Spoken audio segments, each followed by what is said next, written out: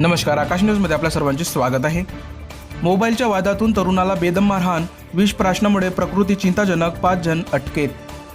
लाखांदूर तालुक्यातील सोनी गावात मोबाईलच्या कारणावरून झालेल्या वादातून 21 वर्षीय तरुणाला 5 जणांनी बेदम मारहाण केल्याची धक्कादायक घटना 14 जुलै रोजी सायंकाळी घडली। मारहाणीमुळे मानसिक धक्का बसलेल्या तरुणाने विषारी औषध प्राशन केल्याने त्याची प्रकृती चिंताजनक असून भंडारा जिल्हा सामान्य रुग्णालयात उपचार सुरू आहे। जखमी तरुणाचे नाव सूरज रामकृष्ण वसाके, राहणार सोनी असे आहे।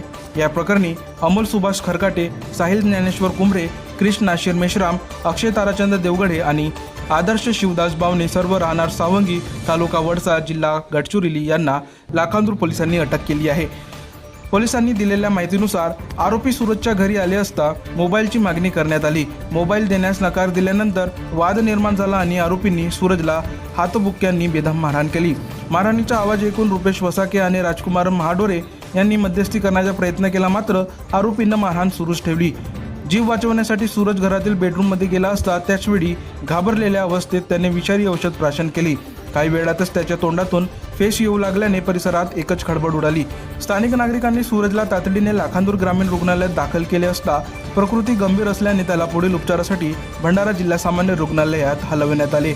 दरम्यान संतप्त ग्रामस्थांनी 5ही आरोपींना घटनास्थळी पकडून पोलिसांच्या ताब्यात दिले। या प्रकरणी रुपेश मनोहर वसाके यांच्या फिर्यादीवरून लाखांदूर पोलिसांनी विविध कलमान्वये गुन्हा दाखल करून 5ही आरोपींना अटक केली आहे। या घटनेचा पुढील तपास पोलीस उपनिरीक्षक आशिष गद्रे यांच्या मार्गदर्शनाखाली सुरू असून या घटनेमुळे सोनी परिसरात मोठी खळबळ उडाली आहे।